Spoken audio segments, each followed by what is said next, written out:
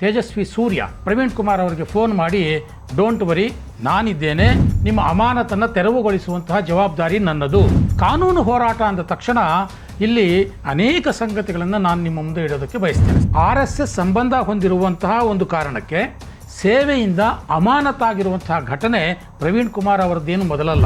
ಅಂತಹ ಪ್ರಕರಣಗಳಲ್ಲೆಲ್ಲ ನ್ಯಾಯಾಲಯ ಏನು ಹೇಳ್ತು, ಸರ್ಕಾರ ಏನು ವಾದಿಸ್ತು, ಅಮಾನತಾದಂತಹ ನೌಕರರು ಯಾವ ರೀತಿ ವಾದ ಮಾಡಿದ್ರು. ಸ್ನೇಹಿತರೆ ನಮಸ್ಕಾರ, ಹೊಸದಿಗಂತ ಡಿಜಿಟಲ್ ಚಾನಲ್ಗೆ ಸ್ವಾಗತ. ಕಳೆದ 5-6 ದಿನಗಳಿಂದ ಪ್ರಿಯಾಂಕ್ ಖರ್ಗೆ RSS ಪಥಸಂಚಲನ, ಸರ್ಕಾರಿ ನೌಕರರು RSS ಪಥಸಂಚಲನದಲ್ಲಿ ಭಾಗವಹಿಸಬಹುದಾ, ಈ ವಿಚಾರಗಳೆಲ್ಲ ಚರ್ಚೆ ಆಗ್ತಾನೆ ಇದೆ. ಈ ಚರ್ಚೆಯ ನಡುವೆಯೇ ಲಿಂಗಸುಗೂರಿನ PDO ಪ್ರವೀಣ್ ಕುಮಾರ್ KP ಅವರನ್ನು ಅಮಾನತು ಮಾಡಬೇಕು ಅಂತ ಹೇಳಿ ಗ್ರಾಮೀಣಾಭಿವೃದ್ಧಿ ಇಲಾಖೆ ಒಂದು ಆದೇಶವನ್ನು ಕೊಟ್ಟುಬಿಟ್ಟಿದೆ. ಯಾಕೆ ಅಂತಂದರೆ ಅವರು ಗಣವೇಷಧಾರಿಯಾಗಿ ಕಾಣಿಸ್ಕೊಂಡ್ರು ಪಥಸಂಚಲನದಲ್ಲಿ ಅಂತ.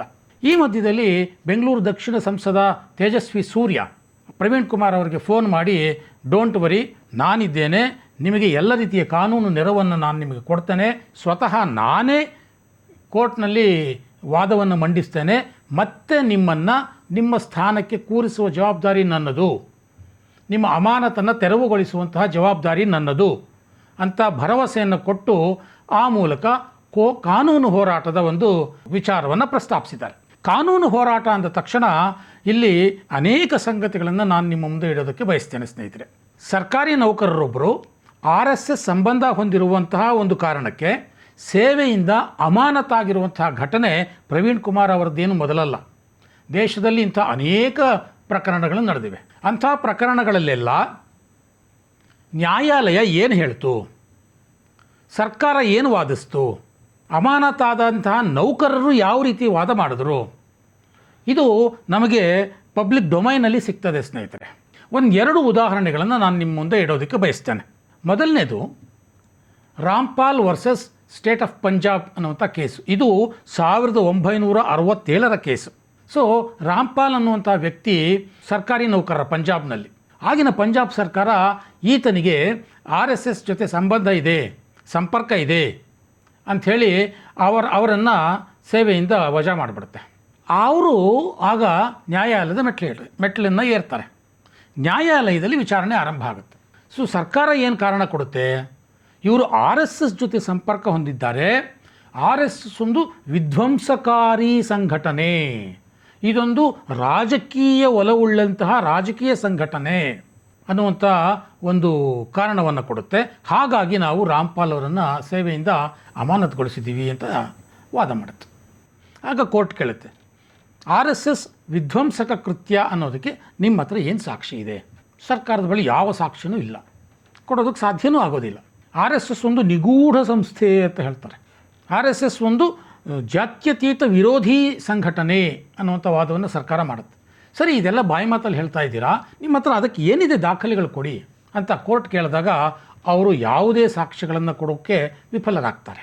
ಆಗ ಕೋರ್ಟ್ ತೀರ್ಮಾನ ಕೊಡುತ್ತೆ, ಬರೀ ಬಾಯಿ ಮಾತಿನಲ್ಲಿ ಹೇಳಿದ್ರಾಗಲ್ಲ, RSS ಒಂದು ವಿಧ್ವಂಸಕ ಸಂಘಟನೆ ಅನ್ನೋದಕ್ಕೆ ಯಾವುದೇ ಸಾಕ್ಷ್ಯಾಧಾರಗಳಾಗಲಿ ಅಥವಾ ಪುರಾವೆಗಳಾಗಲಿ ಕೋರ್ಟ್ ಮುಂದೆ ಇಲ್ಲ, ಅಥವಾ ನೀವು ಒದಗಿಸೋದಕ್ಕೆ ನೀವು ವಿಫಲರಾಗಿದ್ದೀರಿ.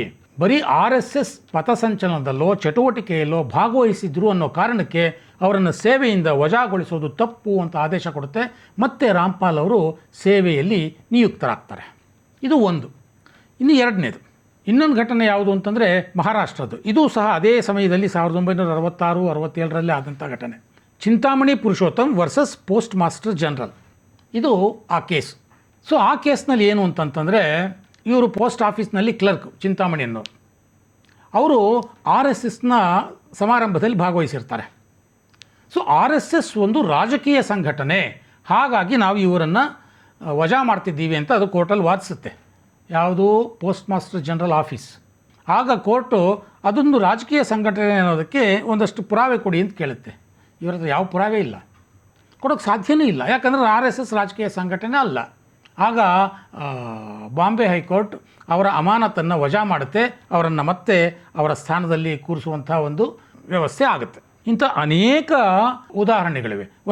ಇನ್ನೊಂದು 2-3 ಕೊಡ್ತೇನೆ ನಾನು ನಿಮಗೆ. ಇನ್ನೊಂದು 1955ರಲ್ಲಿ ಕೃಷ್ಣಲಾಲ್ ವರ್ಸಸ್ ಮಧ್ಯ Bharat state.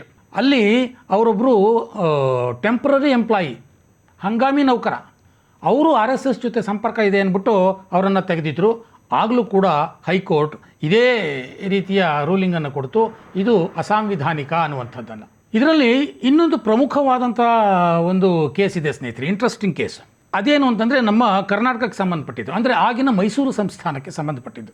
Mysuru state versus ರಂಗನಾಥಾಚಾರ್ Agnihotri ಅನ್ನುವಂಥ ಕೇಸ್. ಈ ರಂಗನಾಥಾಚಾರ್ ಅಗ್ನಿಹೋತ್ರಿ ಅನ್ನೋರು ಎಕ್ಸಾಮ್ನಲ್ಲಿ ಪಾಸ್ ಆಗ್ತಾರೆ. ಅವರು ಜಡ್ಜ್ ಆಗಿ ನೇಮಕವಾಗೋದಕ್ಕೆ ಅರ್ಹತೆಯನ್ನು ಪಡೀತಾರೆ. ಆ ಲಿಸ್ಟ್ನಲ್ಲಿ ಅವರ ಸ್ಥಾನ 14ನೇ ಸ್ಥಾನದಲ್ಲಿರ್ತದೆ. ಅವರು ಇನ್ನೇನು ನಾನು ಜಡ್ಜ್ ಆಗಿ ನೇಮಕ ಆಗ್ತೀನಿ, ಮುನ್ಸಿಫ್ ಆಗಿ ನೇಮಕ ಆಗ್ತೀನಿ ಅನ್ನುವಂಥ ನಿರೀಕ್ಷೆಯಲ್ಲಿರ್ತಾರೆ. ಇದು ಸಹ 1966ನೇ ಕೇಸ್. ಆದರೆ ಅವರಿಗೆ ಅಪಾಯಿಂಟ್ಮೆಂಟ್ ಲೆಟ್ರು ಬರೋದೇ ಇಲ್ಲ. ಆದರೆ ಅವರಿಗಿಂತ ಕೆಳಗಿನವರು, ಅಂದರೆ ಇವ್ರದ್ದೇನು 14ನೇ ಸ್ಥಾನ ಇತ್ತು, 15, 16, 18 ಈ ಸ್ಥಾನಗಳಿವ್ರಿಗೆಲ್ಲ ಅಪಾಯಿಂಟ್ಮೆಂಟ್ ಲೆಟ್ರ್ ಬರುತ್ತೆ. ಇವ್ರಿಗೆ ಆಶ್ಚರ್ಯ ಆಗುತ್ತೆ. ಹೋಗಿ ಕೇಳಿದಾಗ ಇವರಿಗೆ ಉತ್ತರ ಕೊಡೋದೇನು ಅಂತಂದರೆ, ಇಲ್ಲ ನೀವು ಜುಡಿಷಿಯರಿಗೆ ಲಾಯಕ್ಕಾಗಿಲ್ಲ ನಿಮ್ಮ ನಡತೆ ಅಂತ. ಅರೆ ಏನು ಹಾಗಾದರೆ ನನ್ನ ನಡತೆ ಅಂದರೆ ಏನು ಅನ್ನುವಂಥ ಪ್ರಶ್ನೆ ಬಂದಾಗ ಸರಿಯಾದ ಉತ್ತರ ಬರೋದಿಲ್ಲ ಡಿಪಾರ್ಟ್ಮೆಂಟಿಂದ. ಆಗ ಅವರು ಕೋರ್ಟ್ಗೆ ಹೋಗ್ತಾರೆ. ಕೋರ್ಟ್ಗೆ ಹೋದಾಗ ಒಬ್ಬ ಮುನ್ಸಿಫ್ ಆಗಿ ಆಯ್ಕೆ ಮಾಡೋದಕ್ಕೆ ಇರುವಂತಹ ನಡತೆ ಆಧಾರಿತ ಕ್ರೈಟೀರಿಯಾ ಏನು ಅಂತ ಕೇಳಿದಾಗ ಅಲ್ಲಿ ಬರುವಂತಹ ಮುಖ್ಯವಾದ ಪಾಯಿಂಟ್ಗಳು ಏನು ಅಂತಂದರೆ, ಕಾನೂನು ಬಾಹಿರವಾಗಿ 2 ಮದುವೆ ಆಗಿರಬಾರ್ದು, ಅಥವಾ ಕಾನೂನು ಬಾಹಿರ ರೀತಿಯಲ್ಲಿ ಬೇರೆ ರೀತಿಯಲ್ಲಿ ಯಾವುದೇ ರೀತಿಯ ಸಂವಿಧಾನ ವಿರೋಧಿ ಚಟುವಟಿಕೆಗಳನ್ನು ನಡೆಸಿರಬಾರ್ದು, ಈ ರೀತಿಯ ಕಾಂಟ್ರಾಕ್ಟ್ಗಳು ಬರ್ತವೆ. ಆದರೆ ಎಲ್ಲೂ ಸಹ ನೀವು RSSನಲ್ಲಿ ತಮ್ಮನ್ನು ತಾವು ಗುರುತಿಸ್ಕೊಂಡಿರಬಾರ್ದು ಅನ್ನುವಂಥ ವಿಚಾರ ಬರೋದೇ ಇಲ್ಲ. ಆದರೂ ಸರ್ಕಾರ ಆವಾಗ, ಆಗಿನ ಮೈಸೂರು ಸ್ಟೇಟು, ನೀವು RSS ಸಮಾರಂಭದಲ್ಲಿ ಭಾಗವಹಿಸಿದ್ರಿ, ಹಾಗಾಗಿ ನಿಮ್ಮ ನೇಮಕಾತಿ ಸಾಧ್ಯ ಇಲ್ಲ ಅಂತ ಅವರಿಗೆ ಸರ್ಕಾರ ಹೇಳುತ್ತೆ. ಮತ್ತೆ ಇದನ್ನು ಅವರು ವಾದ ಮಾಡ್ತಾರೆ. RSS ಒಂದು ವಿಧ್ವಂಸಕಾರಿ ಸಂಘಟನೆ ಅನ್ನೋದಕ್ಕೆ ಸರ್ಕಾರದ ಬಳಿ ಯಾವುದೇ ಒಂದು ಪುರಾವೆ ಕೊಡಲಿಕ್ಕೂ ಆಗೋಲ್ಲ, ಅಂಥ ಘಟನೆಗಳು ನಡೆದಿರೋದಿಲ್ಲ. ಎಗೇನ್ ರಂಗನಾಥಾಚಾರ್ ಅಗ್ನಿಹೋತ್ರಿ ಅವರು ಕರ್ನಾಟಕ ಹೈಕೋರ್ಟಿನ ಆದೇಶದಂತೆ ಮುನ್ಸಿಫ್ ಜಡ್ಜ್ ಆಗಿ ನೇಮಕ ಆಗ್ತಾರೆ. ನೋಡಿ ಎಷ್ಟೊಂದು ಉದಾಹರಣೆಗಳಿವೆ.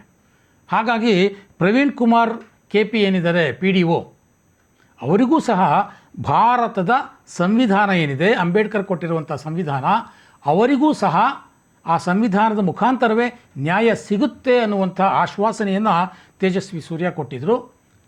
ಇದೆಲ್ಲ ಘಟನೆಗಳನ್ನು ನೋಡಿದಾಗ PDO ಪ್ರವೀಣ್ ಕುಮಾರ್ ಸಹ ಮತ್ತೆ ಅವರು ತಮ್ಮ ಸೇವೆಯಲ್ಲಿ ಮುಂದುವರಿಸುವಂಥ ಅವಕಾಶವನ್ನು ಗಿಟ್ಟಿಸ್ಕೊಳ್ತಾರೆ ಅನ್ನುವಂಥ ಒಂದು ಆಶಾವಾದ ಅವರಿಗೂ ಇದೆ, ಅವರ ಪರವಾಗಿ ಮಾತನಾಡುತ್ತಿರೋರಿಗೂ ಇದೆ.